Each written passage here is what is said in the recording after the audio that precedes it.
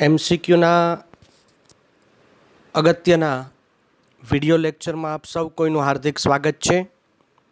વિદ્યાર્થી મિત્રો, આજે આપણે આંકડાશાસ્ત્ર ધોરણ 12 પ્રકરણ 1 સૂચકાંકના અગત્યના તમામ એમસીક્યુ આજે જોવા છે. તો ધીમે ધીમે આપણે સેક્શન એ અને સેક્શન બી જોતા જાય. એમાં આજે સૂચકાંકના એમસીક્યુ જોઈએ. પહેલો એમસીક્યુ છે, જીવન નિર્વાહ ખર્ચના સૂચકાંકની રચનામાં કયા ભાવ ધ્યાનમાં લેવામાં આવે છે? તો તમને ખ્યાલ હોય કે જીવન નિર્વાહ ખર્ચના સૂચકાંકની રચના કરતી વખતે હંમેશા વસ્તુના છૂટક ભાવને ધ્યાનમાં લેવામાં આવે. વસ્તુના કેવા ભાવને ધ્યાનમાં લેવામાં આવે? તો કે છૂટક ભાવને ધ્યાનમાં લેવામાં આવે. વેપારી હોય એણે જથ્થાબંધ ભાવને ધ્યાનમાં લેવાના હોય, પણ જીવન નિર્વાહ ખર્ચનો સૂચકાંક જો બનાવતા હોય તો વસ્તુના છૂટક ભાવને ધ્યાનમાં લેવામાં આવે છે. બીજો એમસીક્યુ જોઈએ, સૂચકાંકની રચનામાં કઈ સરેરાશને શ્રેષ્ઠ ગણવામાં આવે છે? તો તમને ખ્યાલ છે સૂચકાંકની રચના માટે બે પ્રકારની સરેરાશ હોય, એટલે કે બે પ્રકારના મધ્યક હોય. એક ભારિત મધ્યક અને એક ગુણોત્તર મધ્યક. એમાં શ્રેષ્ઠ સરેરાશ કઈ? તો કે ગુણોત્તર મધ્યક. શ્રેષ્ઠ પૂછે, આદર્શ પૂછે, યોગ્ય પૂછે, સૈદ્ધાંતિક રીતે યોગ્ય પૂછે તો ગુણોત્તર મધ્યક આન્સર આવે. પણ જો તમને એમ પૂછે કે કઈ સરેરાશ વ્યવહારુ છે, કઈ સરેરાશ પ્રચલિત છે, કઈ સરેરાશ યોગ્ય છે, તો જવાબ આવશે ભારિત મધ્યક. તો અહીંયા બીજા એમસીક્યુમાં સૂચકાંકની રચનામાં કઈ સરેરાશને શ્રેષ્ઠ ગણવામાં આવે? તો એનો આન્સર આવશે વિદ્યાર્થી મિત્રો ગુણોત્તર મધ્યક. બરાબર. ચાલો ત્રીજો એમસીક્યુ જોઈએ આપણે. તો એમસીક્યુની અંદર એમ કહે છે કે ચલ રાશિની કિંમતમાં થતા લાંબા ગાળાના ફેરફારોની સરખામણી માટે કઈ રીત ઉપયોગી છે? તો લાંબા ગાળાના ફેરફારોની સરખામણી માટે કઈ રીત ઉપયોગી હોય? તો કે અચલ આધારની રીત. જો તમે અચલ આધાર અને પરંપરિત આધારનો તફાવત કર્યો હોય ને તો ટેક્સ્ટબુકની અંદર એ મુદ્દો આવી જાય છે. તો કે લાંબા ગાળાના ફેરફારોની સરખામણી માટે હંમેશા અચલ આધારની રીત ઉપયોગી છે. બરાબર સરખું રિવિઝન કરતા જાજો વિદ્યાર્થી મિત્રો. એક એક વાક્યના પ્રશ્ન જવાબ પણ સાથે સાથે થતા જાય છે. વાક્ય સ્વરૂપે આખો એમસીક્યુ બોલવાનો. ચલ રાશિની કિંમતમાં થતા લાંબા ગાળાના ફેરફારોની સરખામણી માટે અચલ આધારની રીત ખૂબ જ ઉપયોગી છે. ચાલો ચોથો એમસીક્યુ જોઈએ. જો આધાર વર્ષ 2015ના સાપેક્ષમાં 2016માં નાણાંની ખરીદ શક્તિ 0.75 હોય તો વર્ષ 2016 માટે ભાવનો સામાન્ય સૂચકાંક શોધો. ખાસ યાદ રાખજો વિદ્યાર્થી મિત્રો, જ્યારે ખરીદ શક્તિવાળો દાખલો હોય ત્યારે તમને ખરીદ શક્તિનું સૂત્ર આવડવું જોઈએ. ખરીદ શક્તિનું સૂત્ર છે, ન હોય તો નોટ ડાઉન કરી લેજો સાથે સાથે નોટ પેન લઈને. ખરીદ શક્તિ બરાબર આધાર વર્ષનો સૂચકાંક છેદમાં ચાલુ વર્ષનો સૂચકાંક. અથવા એમ યાદ ન રાખવું હોય તો એમ યાદ રાખવાનું, ખરીદ શક્તિ બરાબર 100 છેદમાં ચાલુ વર્ષનો સૂચકાંક. તો અહીંયા દાખલાની અંદર તમે જોઈ શકો છો કે ભાઈ દાખલાની અંદર આપણને એમ કહેવામાં આવ્યું તો ખરીદ શક્તિ આપણને આપેલી છે. બરાબર. ખરીદ શક્તિ કેટલી આપેલી છે એ તમને ખ્યાલ આવી ગયો હશે. બરાબર. તો ખરીદ શક્તિ ઉપરથી આપણે સૂત્ર મૂકી અને એનું સાદુરૂપ આપો એટલે તમને એનો જવાબ મળી જશે. તો કે ભાઈ ખરીદ શક્તિ ઉપરથી આપણે સાદુરૂપ આપી અને ગણતરી કરશો. ખરીદ શક્તિની જગ્યાએ લખવાના 0.75 બરાબર 100 છેદમાં આપણે સૂચકાંક લખવાનો. બરાબર. તો એના ઉપરથી આપણને આન્સર મળી જશે 133.33. બરાબર. તો આના ઉપરથી આપણને આન્સર મળી જશે 133.33. ચાલો એના પછીનો પાંચમો એમસીક્યુ જોઈએ આપણે. તો પાંચમો એમસીક્યુ આપણી પાસે આપેલો છે કે લાસ્પેયરના સૂચકાંકની ગણતરીમાં કયો વપરાશ ધ્યાનમાં લેવામાં આવે? ફરી એકવાર અહીંયા યાદ કરાવી દો વિદ્યાર્થી મિત્રો. વપરાશ એટલે જથ્થો. વપરાશ એટલે જથ્થો. તો આપણને ખ્યાલ છે એ પ્રમાણે લાસ્પેયર હોય તો આધાર વર્ષનો વપરાશ હોય. શું કામ ભાઈ? તો કે લાસ્પેયરના સૂત્રમાં છેલ્લે Q0 આવે. બરાબર. તો લાસ્પેયરના સૂત્રમાં અથવા લાસ્પેયરના સૂચકાંકની ગણતરીમાં હંમેશા આધાર વર્ષનો વપરાશ ધ્યાનમાં લેવામાં આવે છે. એટલે કે આ 5મા MCQની અંદર આવશે વિકલ્પ એ. છઠ્ઠો MCQ જોઈએ આપણે. કયો સૂચકાંક લોકોના જીવન ધોરણનો ખ્યાલ આપે છે? બરાબર. તો સૂચકાંક ઘણા બધા છે, એના માટે યાદ રાખવા માટે સૂચકાંકના ઉપયોગો માટે મેં એક સૂત્ર પણ તમને આપ્યું હતું. પણ જેમાં જીવન ધોરણ હોય તો જીવન ધોરણ શેના ઉપરથી નક્કી થાય? તો જીવન નિર્વાહના ખર્ચ ઉપરથી. તો કયો સૂચકાંક લોકોના જીવન ધોરણનો ખ્યાલ આપે? તો કે જીવન નિર્વાહ ખર્ચનો સૂચકાંક. તો જીવન નિર્વાહ ખર્ચનો સૂચકાંક એ લોકોના જીવન ધોરણનો ખ્યાલ આપે છે. ચાલો ફટાફટ MCQ જોતા જાય એક એક પછી એક એક. બરાબર. 7મો MCQ છે.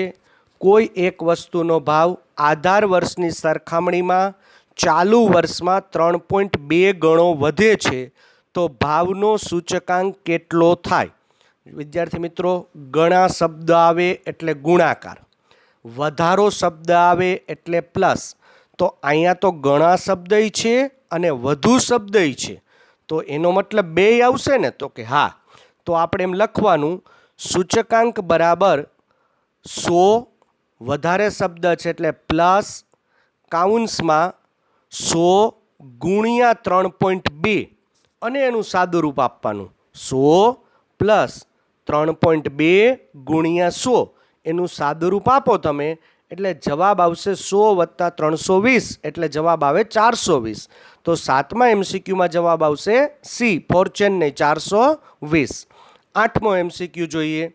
કોઈ એક વસ્તુનો ભાવ આધાર વર્ષની સરખામણીમાં ચાલુ વર્ષમાં 4.5 ગણો વધે છે તો ભાવનો સૂચકાંક કેટલો થાય?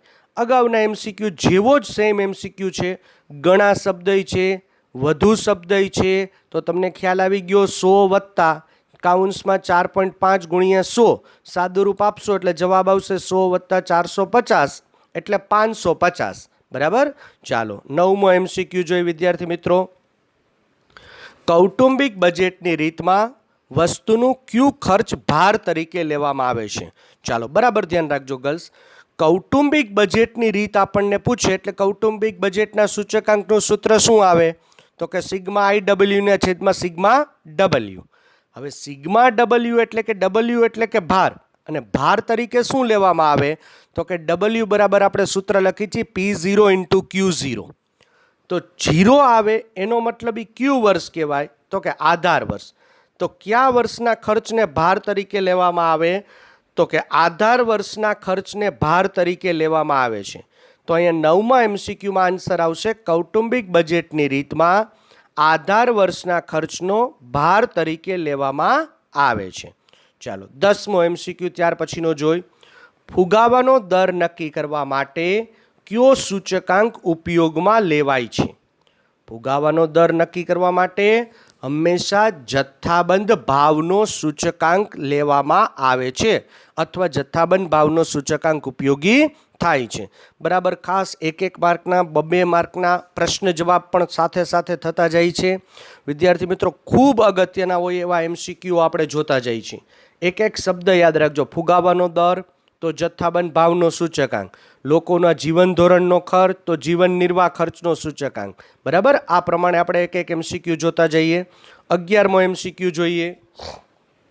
પાસેના સૂચકાંકનું સૂત્ર મેળવવા વસ્તુઓના ભાવ સાપેક્ષને ખર્ચનો કયો ભાર આપવામાં આવે? ખાસ યાદ રાખજો, સૂત્ર કોનું આવ્યું? પાસેનું. તો લાસ્પેયરના સૂત્રમાં મેં તમને સમજાવ્યું હતું કે P0 × Q0 આવે, પણ પાસેના સૂત્રમાં શું આવે? તો કે P0 × Q1 આવે, એટલે કે ચાલુ વર્ષના ખર્ચનો ભાર આપવામાં આવે.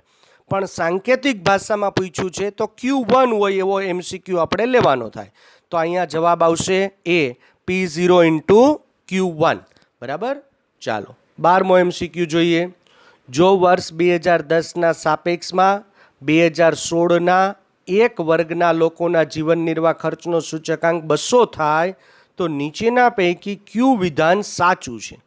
જો અહીંયા અલગ અલગ 2 વર્ષ આપ્યા, એક આધાર વર્ષ 2010, ચાલુ વર્ષ આપ્યું 2016, જીવન નિર્વાહ ખર્ચનો સૂચકાંક આપ્યો 200.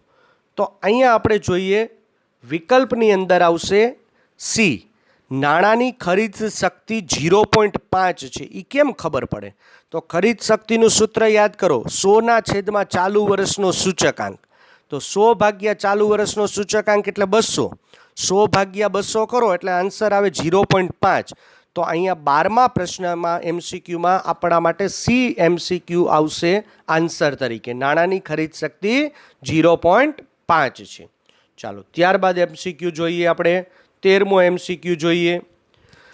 વર્ષ 2013 માટે એક વર્ગના કુટુંબોની ખર્ચપાત્ર આવક 20,000 હોય અને તે વર્ગનો 2013ના આધારે 2015ના વર્ષ માટેનો જીવન નિર્વાહ ખર્ચનો સૂચકાંક 130 હોય તો 2015ના વર્ષ માટે વર્ગના કુટુંબોની ખર્ચપાત્ર સરેરાશ આવક કેટલી થાય?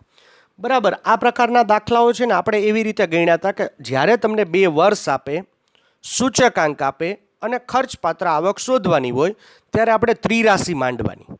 આધાર વર્ષ, અહીંયા આધાર વર્ષ તરીકે 2013, ચાલુ વર્ષ એટલે કે 2015. આધાર વર્ષનો સૂચકાંક કેટલો હોય તો કે હંમેશા 100 હોય. એટલે આપણે ત્રિરાશિ એવી રીતે માંડી શકીએ કે જ્યારે વર્ષ 2013નો સૂચકાંક 100 હોય ત્યારે આવક 20,000 રૂપિયા. તો જ્યારે જ્યારે સૂચકાંક 100 હોય ત્યારે આવક 20,000 રૂપિયા. તો જ્યારે વર્ષ 2015નો સૂચકાંક 130 હોય ત્યારે આવક કેટલી? પ્રશ્નાર્થ ચિહ્ન. તો 130 ગુણ્યા 20,000 ભાગ્યા 100. તો તમે સાદું રૂપ આપશો એટલે વર્ષ 2015ની ખર્ચપાત્ર આવક પૂછાશે. તો એનો સાદું રૂપ આપતા જવાબ આવશે 26,000. તો વિદ્યાર્થી મિત્રો, આ 2 માર્કના દાખલામાં પણ પૂછાઈ શકે. મેં એવી રીતે એમસીક્યુ તૈયાર કર્યા છે જેથી કરીને તમને કોઈ જગ્યાએ તકલીફ ન પડે.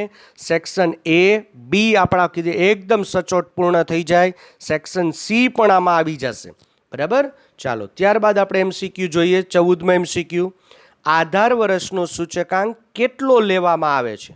તો આપણને ખબર જ છે આધાર વર્ષનો સૂચકાંક હંમેશા કેટલો લેવામાં આવે તો કે 100.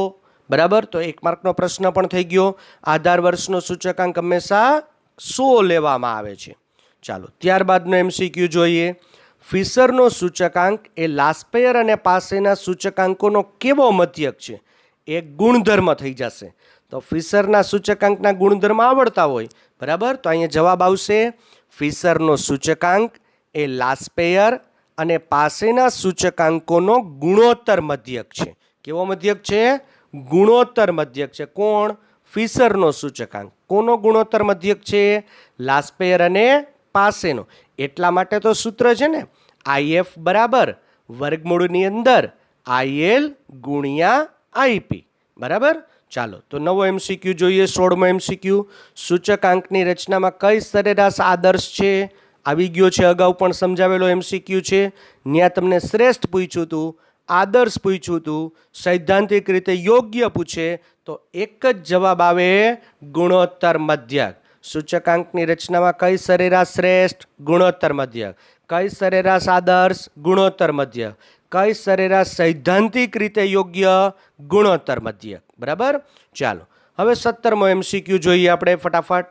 તો કે સૂચકાંકની રચનામાં પ્રચલિત સરેરાશ કઈ છે? જો ધ્યાન રાખજો, પ્રચલિત પૂછે, યોગ્ય પૂછે, વ્યવહારુ પૂછે તો એક જ જવાબ આવશે ભારિત મધ્યક. સરેરાશ 2 જ પ્રકારની હોય, એક ગુણોત્તર અને બીજી ભારિત. પ્રચલિત કઈ તો કે ભારિત, યોગ્ય કઈ તો કે ભારિત, વ્યવહારુ કઈ તો કે ભારિત. બરાબર, તો સરેરાશનો કોઈ પણ એમસીક્યુ આવે આપણને આવડવો જોઈએ. ચાલો 18મો એમસીક્યુ જોઈ. મોંઘવારી ભથ્થું નક્કી કરવા માટે કયા સૂચકાંકનો ઉપયોગ કરવામાં આવે છે? સૂચકાંકના ઉપયોગો આપણને આપેલા છે ટેક્સ્ટબુકની અંદર. જો એ વાંચ્યા હોય તો બધા એમસીક્યુ એના ઉપર આધારિત હોય છે. બરાબર, તો અહીંયા જવાબ આવશે જીવન નિર્વાહ ખર્ચનો સૂચકાંક. કારણ કે મોંઘવારી લોકોના જીવનને અસર કરે, તો જીવનના નિર્વાહ કરવા માટે ખર્ચને અસર કરે, એટલા માટે અહીંયા જવાબ આવશે જીવન નિર્વાહ ખર્ચનો સૂચકાંક. ચાલો આગળ વધીએ. 19મો એમસીક્યુ જોઈએ વિદ્યાર્થી મિત્રો. કયા પ્રકારનો ભાર એ સંખ્યામાં રજૂ કરી શકાતો નથી? થોડુંક બેકગ્રાઉન્ડ ક્લિયર કરી દઉં. ભાર એટલે વેઇટેજ, બરાબર, W. 2 પ્રકારના હોય, એક ગર્ભિત ભાર, એક સ્પષ્ટ ભાર. ગર્ભિત ભારને સંખ્યામાં દર્શાવી શકાય નહીં. સ્પષ્ટ ભારને સ્પષ્ટ રીતે સંખ્યામાં દર્શાવી શકાય. બરાબર. તો અહીંયા આપણને પૂછ્યું છે સ્પષ્ટ ભાર અને ગર્ભિત ભાર. એમને જ પૂછ્યું કયો ભાર સંખ્યામાં ન દર્શાવી શકાય, તો કે ગર્ભિત ભાર. બરાબર. તો જવાબ આવશે એ, ગર્ભિત ભાર. ત્યારબાદ જોઈએ 20મો MCQ. પાસેના સૂત્રમાં કુલ ખર્ચ મેળવવા કયા વર્ષનો જથ્થો ધ્યાનમાં લેવામાં આવે છે? બરાબર. કયા વર્ષનો જથ્થો ધ્યાનમાં લેવામાં આવે? તો આપણને ખ્યાલ જ છે પાસેના સૂત્રમાં Q1 આવે છેદમાં. બરાબર. Q1 એટલે ચાલુ વર્ષનો. તો જવાબ આવશે પાસેના સૂત્રમાં કુલ ખર્ચ મેળવવા માટે ચાલુ વર્ષના જથ્થો ધ્યાનમાં લેવામાં આવે છે. ચાલો ત્યારબાદનો MCQ જોઈએ 21મો MCQ. સૂચકાંક કેવું માપ છે? સૂચકાંકના લક્ષણો તમને યાદ જ છે. પહેલું જ લક્ષણ, સૂચકાંક એક સાપેક્ષ માપ છે. સૂચકાંક કેવું માપ છે? તો આન્સર આવશે સૂચકાંક એક સાપેક્ષ માપ છે. બરાબર. ચાલો ત્યારબાદ જોઈએ 22મો MCQ. આદર્શ સૂચકાંકનું નામ જણાવો. 3 પ્રકારના સૂચકાંક આપણે ગોતતા હતા, લાસ્પેયર, પાસે અને ફિશર. તો એમાં આદર્શ કયો સૂચકાંક? શ્રેષ્ઠ સૂચકાંક કયો? તો કે ફિશર. શું કામ? તો કે એના માટેના ગુણધર્મ આપણે જોઈ ગયા છીએ. બરાબર. તો ફિશરનો સૂચકાંક એ આદર્શ સૂચકાંક છે, શ્રેષ્ઠ સૂચકાંક છે. બરાબર. એક એક ગોતીને MCQ મૂકેલા છે, બરાબર પાકા કરી લેજો વિદ્યાર્થી મિત્રો. ત્યારબાદ આપણે MCQ જોઈ 23મો MCQ. કઈ રીતમાં આધાર વર્ષ પ્રત્યેક વર્ષે બદલાય? તો 2 પ્રકારની રીત છે. એક કઈ?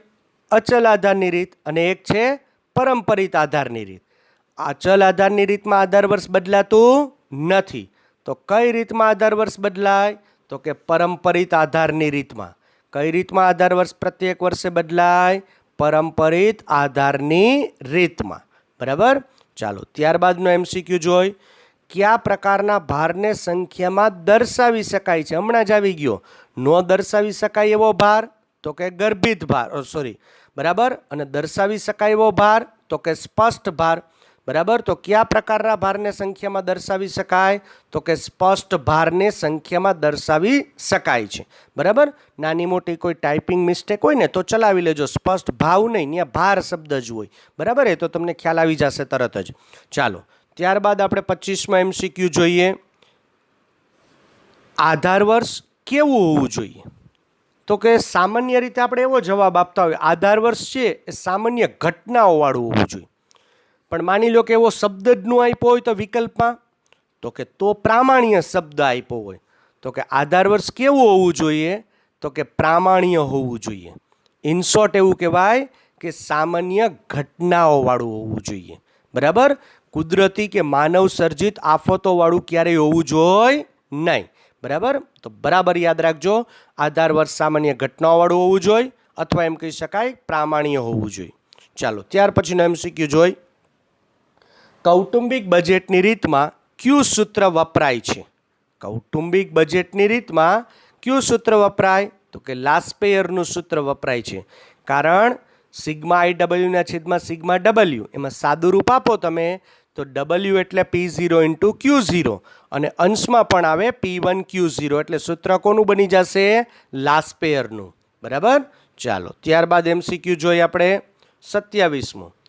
અમેરિકા અને બ્રિટન સહિતના મોટા ભાગના દેશોમાં વપરાશકારના ભાવના સૂચકાંકની ગણતરી માટે કયા સૂત્રનો ઉપયોગ થાય છે? જો બરાબર યાદ રાખજો, એકદમ કોર્નર ક્વેશ્ચન છે. બરાબર. સામાન્ય રીતે ફિશરનો સૂચકાંક જ બધે ઉપયોગમાં આવે, એ આદર્શ કહેવાય. પણ અમેરિકા અને બ્રિટન જેવા દેશો છે ને, ત્યાં ગણતરી માટે લાસ્પેયરનો સૂચકાંકનો ઉપયોગ થાય છે. એકદમ કોર્નર ક્વેશ્ચન છે. અમેરિકા અને બ્રિટન જેવા દેશોની અંદર લાસ્પેયરના સૂચકાંકનો ઉપયોગ કરવામાં આવે છે. ચાલો ત્યારબાદ MCQ જોઈ. નીચેનામાંથી સૂચકાંકના કોના સૂત્રમાં ચાલુ વર્ષનો જથ્થો ગણતરીમાં લેવામાં આવે છે? આપણને ખબર જ છે, લાસ્પેયર હોય તો આધાર વર્ષનો અને ચાલુ વર્ષ હોય તો પાસેનો. તો અહીંયા જવાબ કોના સૂત્રમાં આવશે? તો કે પાસેના સૂત્રમાં ચાલુ વર્ષના જથ્થાને ગણતરીની અંદર લેવામાં આવે છે. બરાબર. તો આટલા કમ્પ્લીટલી સરસ મજાના બધા જ MCQ તમારી પાસે થઈ ગયા હશે વિદ્યાર્થી મિત્રો, બરાબર? તો થેન્ક યુ વેરી મચ. જય હિન્દ, જય ભારત, અસ્તુ.